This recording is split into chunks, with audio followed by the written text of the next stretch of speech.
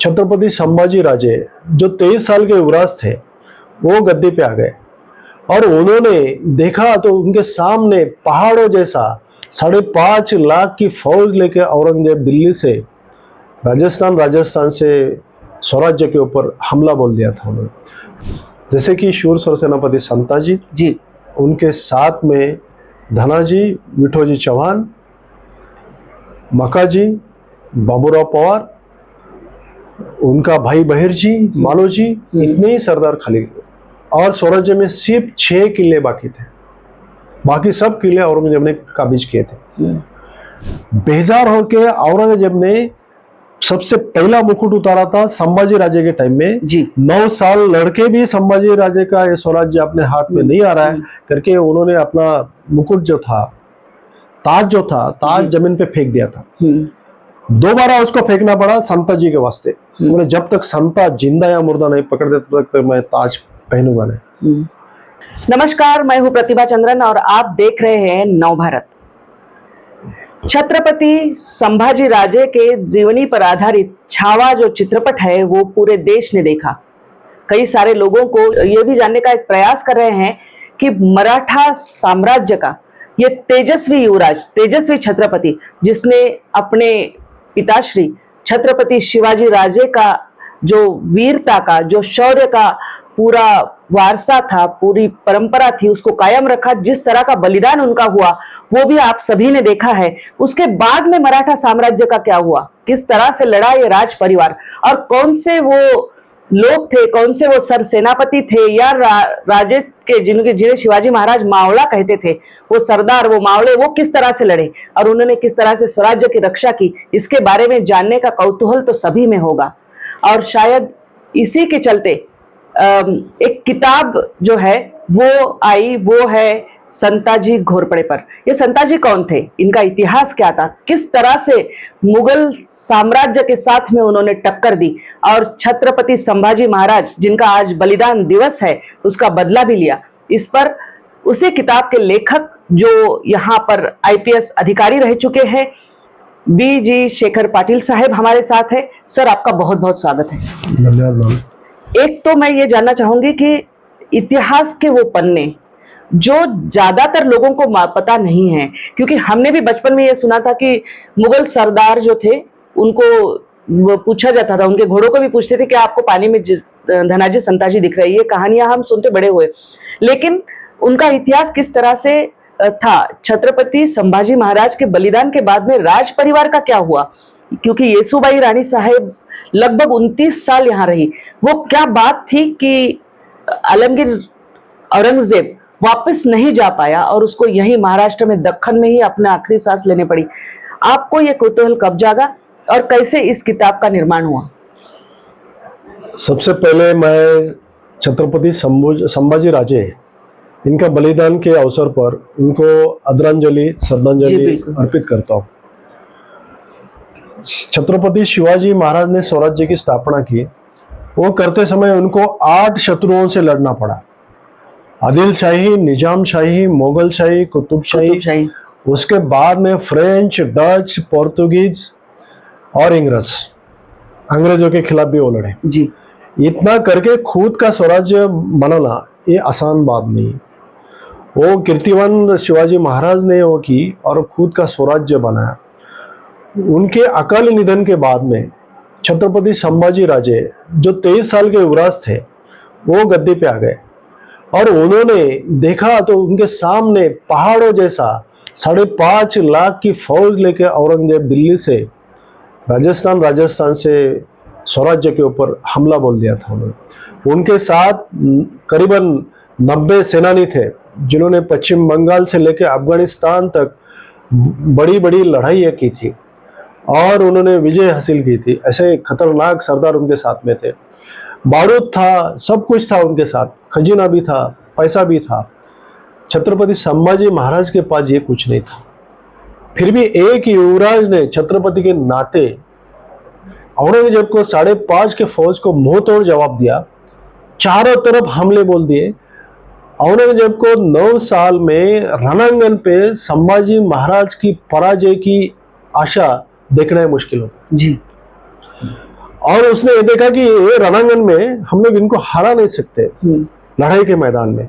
तो उन्होंने कपट नीति से शंभू राजा को पकड़ लिया, कैद कर लिया और उनका 40 दिन हाल हाल बेहाल करके उनको मौत के घाट उतारा। संभाजी राजा का बलिदान जो है, वो बलिदान से ये साबित हुआ कि उसके बाद में बहुत सारे सरदार औरंगजेब के छावनी में उनको शामिल हो गए जी, क्योंकि उनको डर था एक तो इतना बड़ा साम्राज्यशाली औरंगजेब अपने को खत्म कर देगा या अपने पास कुछ भी नहीं रहेगा, कुछ जागीर के लालच से हुए या कुछ डर के वजह से हुए।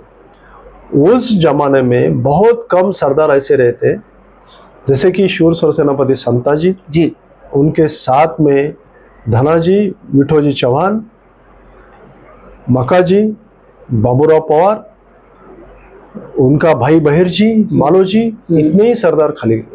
और स्वराज्य में सिर्फ 6 किले बाकी थे, बाकी सब किले औरंगजेब ने काबिज किए थे।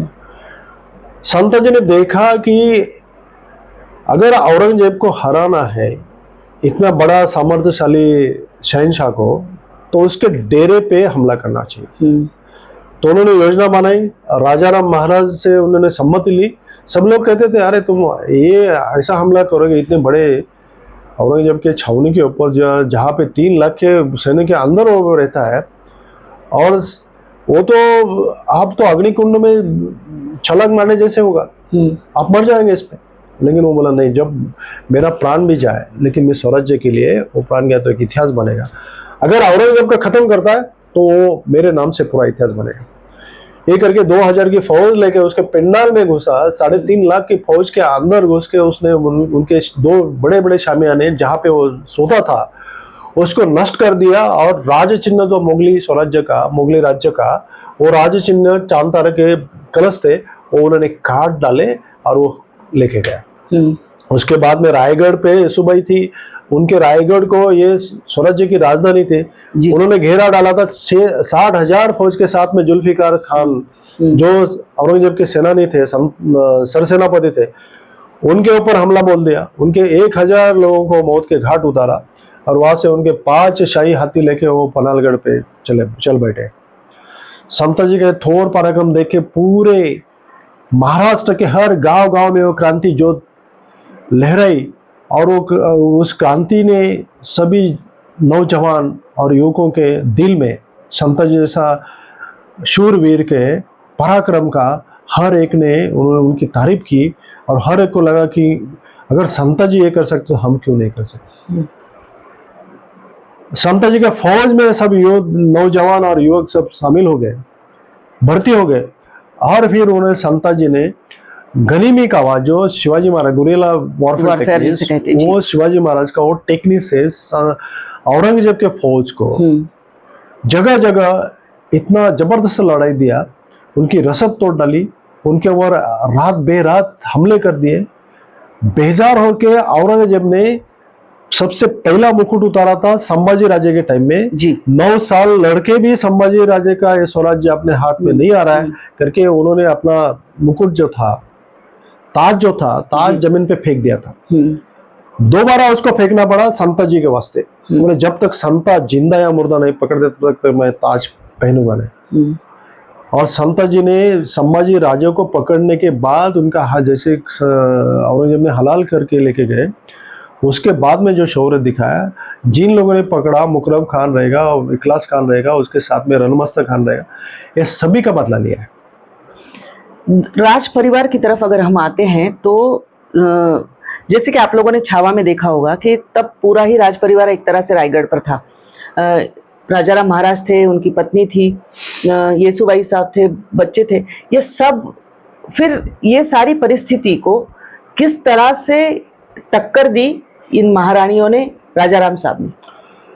जब ये संभाजी महाराज को पकड़ा गया और उनकी ढीन निकाली उन्होंने बहादुरगढ़ पे औरंगजेब बादशाह ने, तब ये समझ चुके थे कि अभी खत्म, स्वराज्य खत्म हो गया।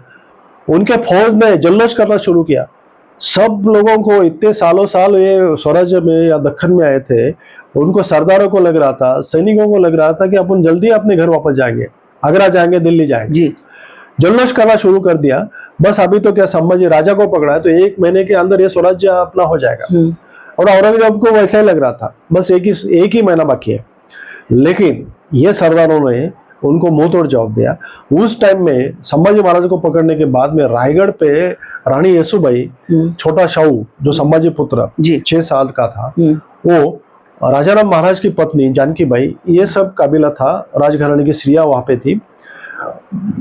उनको रायगढ़ को घेराबंदी कर लिया था जुल्फिकार खान ने।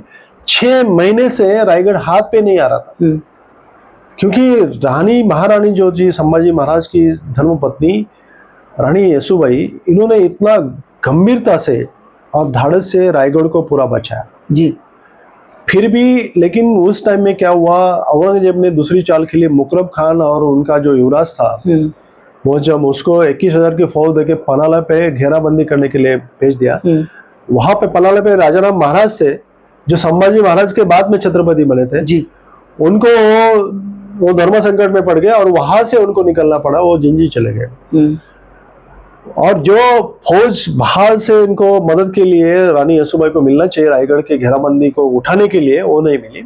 इसलिए रानी येसुबाई ने निर्णय किया कि हम सरेंडर हो जाएंगे। उन्होंने बादशाह के साथ में करार किया और वो करार के मुताबिक जो राजघराने की स्त्रियां है उनके बाल को भी किसी ने धक्का नहीं पहुंचाना चाहिए करके ये औरंगजेब बादशाह से लिखित लिया। और उसके बाद में रायगढ़ उन्होंने सरेंडर किया। लगभग 29 साल कैद में रही। लगभग 29 साल उनका कैद में रहना पड़ा। रानी येसुबाई का योगदान स्वराज्य के लिए बहुत बड़ा योगदान है। पूरे हिंदुस्तान में ऐसी कोई रानी नहीं है जो 29 साल मुगलों के कैद में रही, फिर भी उन्होंने धीर छोड़ा नहीं और वापस अपना पुत्र शाहू जब छत्रपति हो गए सतारा के, तब शाहू महाराज ने सेना दिल्ली को भेजा और वहां से येसुबाई को छुड़ा के वापस वो सतारा में आए। फिर संताजी महाराज का जो सरदार थे, उनका जो इतिहास है, हमने छावा में अगर देखा होगा आपने, तो वो एक युवा जिसने अपने पिता की मृत्यु देखी और पिता को आखिरी दम तोड़ते हुए देखा, फिर भी क्या थी वो चेतना उनके बीच। और आपने जो ये किताब लिखी, आप कहाँ कहाँ पर गए और किस तरह से आपको इतिहास के साक्ष्य प्रमाण मिले जो आपने इस किताब में लिखे हैं? जब तक कि मैंने इतिहास पढ़ा, बचपन से पढ़ते रहा, मुझे इतिहास की बड़ी चाहत भी है, लेकिन ये मुझे भी एक अनुत्तरित सवाल था जी कि छत्रपति संभाजी महाराज को 40 दिन के बेहाल करके औरंगजेब ने मार डाला और मराठों का राजा को मारने के बाद में उनका बदला लेने के लिए, प्रतिशोध लेने के लिए कोई नहीं आया। ये बड़ा सवाल था और ये सवाल का जवाब ढूंढना बहुत जरूरत था। और मैंने क्राइम में पीएचडी की जी, तो मैं बोला ये इसमें भी रिसर्च करे। 5 साल मैंने रिसर्च किया इसके ऊपर। 8,000 किलोमीटर का मैंने दौड़ लगाया और स्वराज्य के जो मेन किले हैं, जैसे कि राजगढ़ है, रायगढ़ है, पनाला है, विशालगढ़ है, प्रचितगढ़ है, अजिंक्य तारा है, वासोटा है, ये सब किले को ऊपर जाके और जहाँ जहाँ औरंगजेब बादशाह की फौज गई, जहाँ औरंगजेब गया, वो सब जगह खुद जाके देखा। अप टू तंजावर, जिंजी, वहाँ से बुरहानपुर, सूरत, नंदुरबार, ये सब जगह जहाँ जहाँ लड़ाई हुई मुगलों के साथ में मराठों की, वो जब देखने के बाद में रिसर्च के ऊपर ये 5 साल का रिसर्च करके मैंने शूर सरसेनापति संताजी किताब लिखा।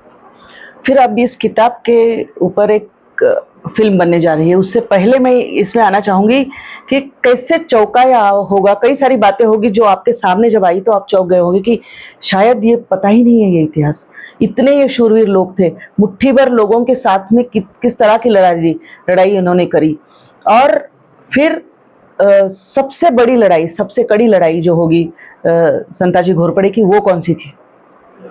मैं बहुत खुश हूँ मैडम, क्योंकि आज वैसा देखा जाए तो दुख भी मेरे को काफ़ी हो रहा है। ये दिन ऐसा है कि जहाँ ये संभाजी महाराज के बलिदान का दिन है, लेकिन खुश इसलिए हूँ कि जिसने 40 दिन उनका बेहाल करके उनको मार गिराया, उसका प्रतिशोध, उसका बदला जो संताजी ने लिया, यही मेरे किताब के ऊपर एक मुहिम बनने जा रहा है, रणधुरंधर संताजी जी। इसलिए मैं खुश हूँ क्योंकि संताजी ने जो बदला लिया, औरंगजेब बादशाह को जो मुंह तोड़ जवाब दिया, उसको और उसको यही भूमि में उसको आखिरी सांस लेनी पड़ी। इस किताब के ऊपर ये मूवी आ रहा है, इसलिए मुझे बहुत खुशी भी हो गई। और ये संता जी का जो है, संता जी बोले तो मैं तो बोलता इस तरीके का सेनापति आम हिंदुस्तान में नहीं, ये मैं नहीं बोल रहा हूँ। वाकिन खेड़ा जो औरंगजेब की आखिरी लड़ाई थी, जो महाराष्ट्र और कर्नाटक के बॉर्डर पे है जी, वहां का मोहम्मद वारिस खान जो औरंगजेब का दरबारी पत्रकार था, उन्होंने लिखा है हिंदुस्तान का सर्वश्रेष्ठ सेनानी संता जी। इसलिए मुझे बहुत दिलचस्प लगा ये कैरेक्टर के बारे में, और मैंने उसके ऊपर संशोधन करके किताब लिखी। आज हम छत्रपति संभाजी राजे का जो बलिदान दिवस है, उनका बलिदान याद कर रहे हैं, लेकिन औरंगजेब को वापस अपने मुल्क में कभी ना लौटाने देने वाले, मतलब उनको यहीं पर बांध कर, एक तरह से जकड़ कर दक्खन में ही रखने वाले जो भी सेनापति थे, जो उनके सरदार थे जो लड़े, उसमें संताजी घोरपड़े एक अहम नाम है। चित्रपट इसके ऊपर आ रहा है, इसका काम शुरू है, लेखक के साथ में हमने बात की, और कई सारे वो इतिहास के पन्ने हैं जो आप इसके बाद में क्या हुआ वो जानेंगे इस चित्रपट के भी जरिए और किताब के भी जरिए। हम आपसे कहेंगे कि जरूर सिफारिश करेंगे, ये किताब जरूर पढ़िएगा, और ये जो मराठों का तेजस्वी इतिहास है उसको याद रखिए। इनके बलिदान के चलते हम आज सुरक्षित हैं, वरना क्या हो जाता इसको आप सोच ही सकते हैं। सर, आप आए हमारे स्टूडियो में और बातचीत की, बहुत बहुत धन्यवाद। धन्यवाद मैम, धन्यवाद नव भारत।